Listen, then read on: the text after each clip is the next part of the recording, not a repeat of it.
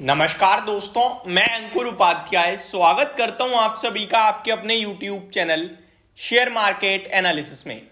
यहां आप सभी के साथ बात करने वाला हूं अदानी विलमार के स्टॉक के बारे में। पूरे अदानी ग्रुप ने इन्वेस्टर्स को पैसा बना के दे दिया है, चाहे वो डायरेक्ट अदानी कंपनियां हो या फिर एक्विजिशंस वाली कंपनियां हो, सबने पैसा बना के दिया है एक्सेप्ट अदानी विलमार।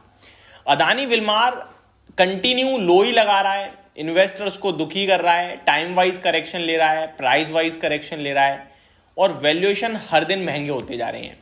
ये एक परफेक्ट एग्जांपल है उन लोगों के लिए जो केवल प्राइस को देखते हैं। देखो, प्राइस आपका आधा रह गया है लेकिन वैल्यूएशन आपके 5 गुना महंगे हो गए हैं पहले के मुकाबले। जब स्टॉक 600-700 रुपए पे ट्रेड करता था ना, तो स्टॉक 150 के 100 के पीई पे रहता था। आज शेयर 300-350 पे आ गया है और पीई हो गया है 500 का। आप कहोगे ये कैसे पॉसिबल है यार, शेयर का प्राइस भी टूट गया और वैल्यूएशन और महंगे हो गए, हाउ इट इज पॉसिबल? तो सिंपल सा लॉजिक है कि जो 3 महीने बाद केवल और केवल प्रॉफिट्स को चेक करता है ना, वो स्टॉक को सही पढ़ता है, और जो हर सेकंड स्टॉक के प्राइस को देखता है वो कुछ जानता ही नहीं है, वो हकीकत में है ही नहीं। वो तो केवल मोमेंटम को फॉलो कर रहा है, और मोमेंटम कभी तेजी का होता है, कभी मंदी का होता है, कभी कुछ नहीं होता है। लेकिन जो अर्निंग्स 3 महीने बाद कंपनी शेयर करती है, उन अर्निंग्स को देखकर काम कर रहे हो तो आपको कंपनी समझ आ रही है। अब मैं एक एक करके सारी चीजें समझाता हूं। अगर अदानी विलमार का शेयर है भी तो क्या करना चाहिए और क्या नहीं। देखिए, एक्चुअली में 2 फैक्टर्स यहां पे प्ले हो रहे हैं। एक तो कंपनी की अर्निंग्स का जो डूब गई पूरी, ठीक है, और दूसरा फैक्टर है कि ये कंपनी अदानी ग्रुप की रहेगी या नहीं रहेगी, ये भी अभी क्वेश्चन है। तो पहला सवाल यह है कि रहेगी या नहीं रहेगी। इस पे जवाब आपके लिए ये आ रहा है कि कहीं ना कहीं उम्मीद ऐसी लगाई जा रही है कि रहेगी। हालांकि अभी तक कुछ अनाउंसमेंट नहीं आई है, बट बेच रहे हैं कंपनी को, ये भी अनाउंसमेंट नहीं आई है, तो हम ये मानते हैं अदानी ग्रुप का ही पार्ट है। अभी तक तो है तो उसी को मानते हैं, ठीक है। दूसरा, अर्निंग्स डूब गई, लेकिन वहां कंपनी कह रही है भैया वापस आने वाली है, अर्निंग्स लौटने वाली है कि कमाई कंपनी की, क्योंकि जितनी प्रॉब्लम होनी थी इन्वेंट्रीज के चलते, वो प्रॉब्लम अब शॉर्ट हो रही है और डिमांड आउटलुक भी अच्छा दिया है। ब्रांडेड मार्केट में मार्केट शेयर भी अच्छा है, कोई दिक्कत नहीं है एडिबल ऑयल कारोबार में। जितनी प्रॉब्लम थी खत्म। प्रॉब्लम क्या थी? इन्वेंट्रीज। इन्होंने महंगे दाम पे माल खरीद रखा था, उसके बाद सरकार ने दाम गिरा दिए, लेकिन इन्हें बेचना पड़ा सस्ते में, तो इन्हें लॉस आ गया। ये हुआ। अब मैं आप सभी के साथ अगर कंपनी की अर्निंग्स ही पहले डिस्कस करूं तो आपको ज्यादा अच्छा से समझ में आएगा। अगर मैं आऊं तो स्टॉक का प्राइस 321 रुपए पे है और 500 के पीई पे दिखेगा ये स्टॉक आपको। एग्जैक्टली देखूं मैं तो 300 के पीई पे, माफ कीजिएगा। अर्निंग देख लेते हैं ना, सीधे सीधे समझ में आएगा। 65 पैसे का अर्निंग आ रहा है कंपनी का, तो उस हिसाब से आप देख लो। 300 रुपए का भाव है तो जो भी लगा लो, 500 का ही हो गया फिर तो ये आपके लिए।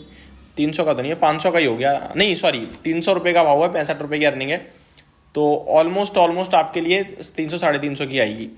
अगर मैं देखूं, यही कंपनी आपके लिए FY22 में 6 रुपए का अर्निंग पर शेयर दे रही थी और FY21 में 63 रुपीज का। तो जब 63 रुपए की अर्निंग्स दे रही थी तो 10 के पीई पे भी होती ना तो 650 रुपए का भाव होता। आज की डेट में कंपनी का मुनाफा 85 करोड़ का है 12 महीने में, और एक समय 800 करोड़ का मुनाफा था कंपनी का 12 महीने में। अब मैं क्वार्टर ऑन क्वार्टर आऊंगा तो और अच्छे से समझ में आएगा।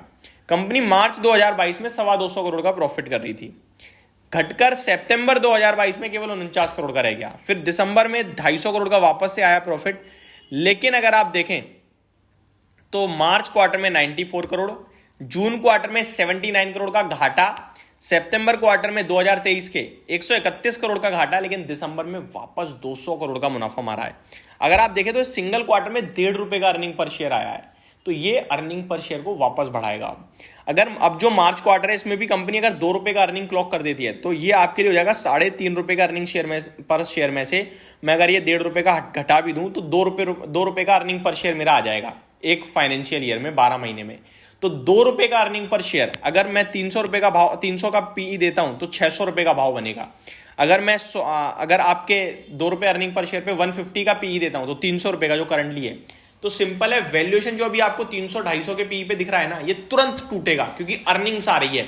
तो जितना खराब समय था वो चला गया है, अब आपको बेचना नहीं है। हालांकि खरीदने हैं तो इसके लिए आपके पास और कंपनियां हैं, वहां फोकस कीजिए आप।